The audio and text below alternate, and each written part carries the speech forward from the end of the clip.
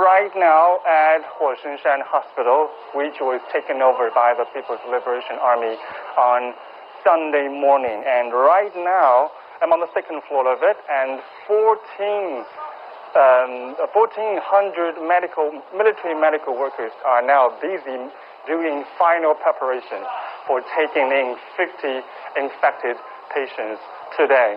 And let's go take a look at one of the hospital wards. And as you can see here, it's pretty much like, usually it's like 2 beds in one room.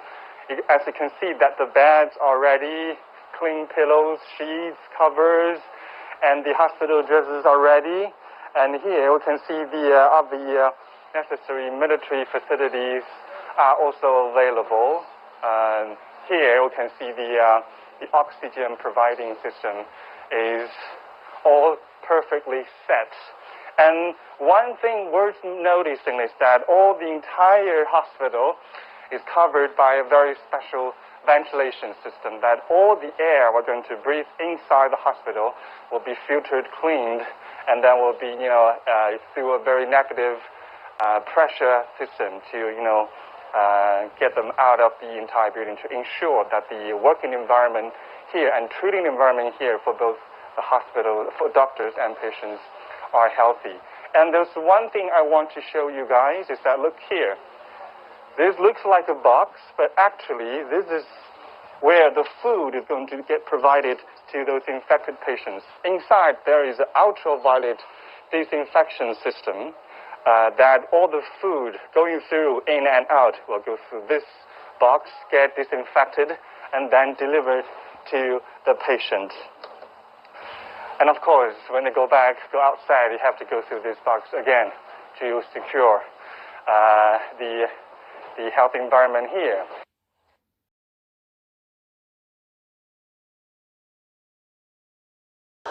In labs around the world, scientists are racing to understand the new coronavirus. They want to know where it came from and how to stop it. And to get the answers they need, they've turned to bats. 75% of emerging infectious disease came from animal. Bats can carry the viruses without symptoms. They look healthy, but bats can transmit virus to other animal or to human. Dr. Supaporn has been studying these viruses for years at Thailand's Chulalongkorn University.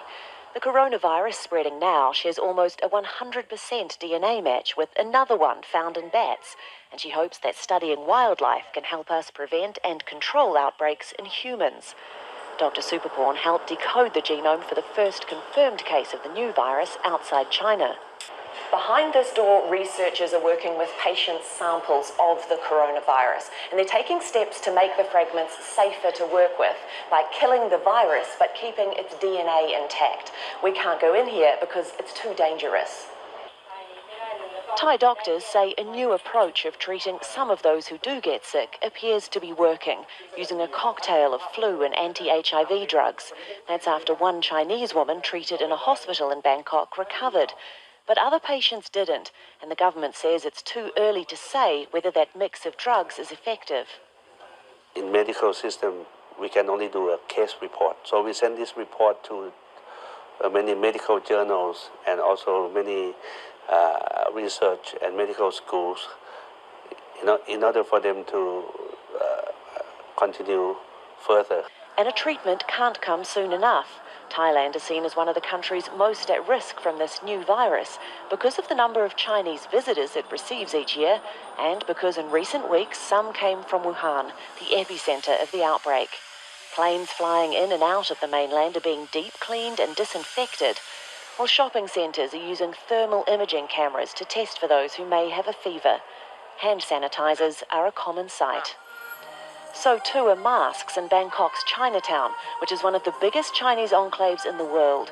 It's both a major tourist attraction and popular with locals.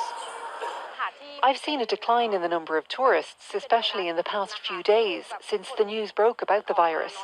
When Chinese tourists eat here, some Thai people won't come because they're scared of getting infected. While people try everything they can to protect themselves, they're looking to doctors and scientists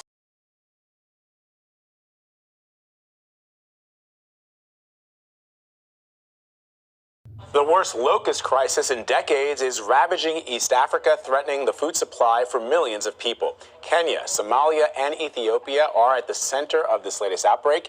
You can see in this video just how massive the locust swarms have been across the region. These bugs have infested farmland and destroyed crops. Farmers are calling on the international community to help prevent a food crisis. Sisi huwa tunategemea sana huu msimu. Kuna misimu miwili, lakini ule msimu mwingine wa mwezi wa 4 unakuwa mfupi na saa nyingine hatupati chakula. Huu ndio ule msimu tunategemea, na ni kama zitatuharibia kabisa. Tutakaa njaa tu throughout the year mpaka next year mwezi wa 10 ndio tutapanda.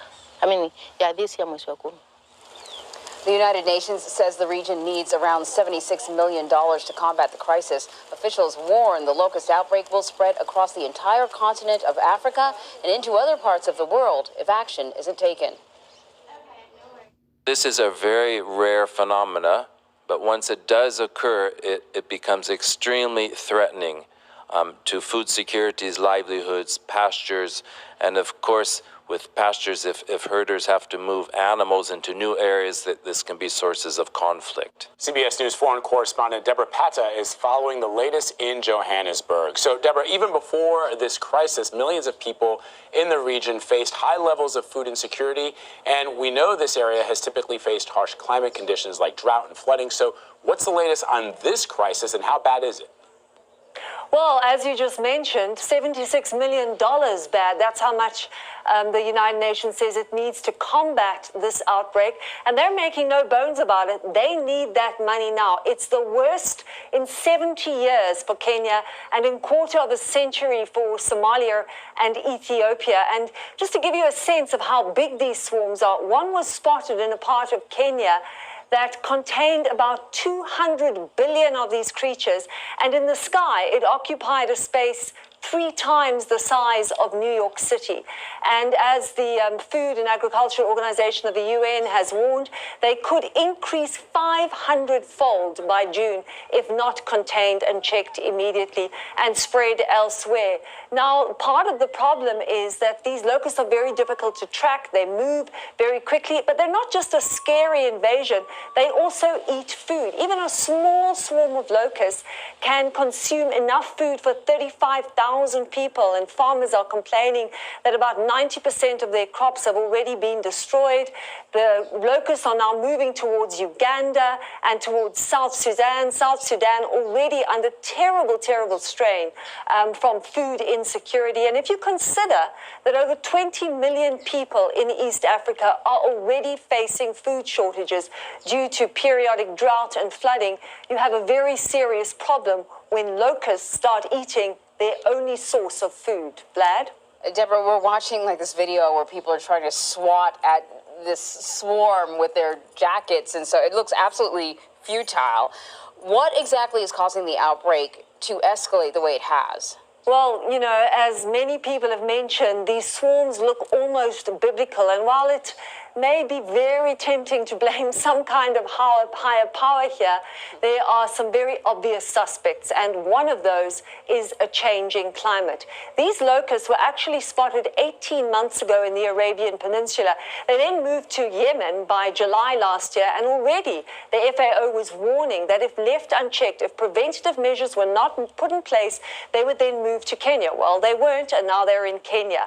And what contributed to this was unusually wet, rainy seasons, which created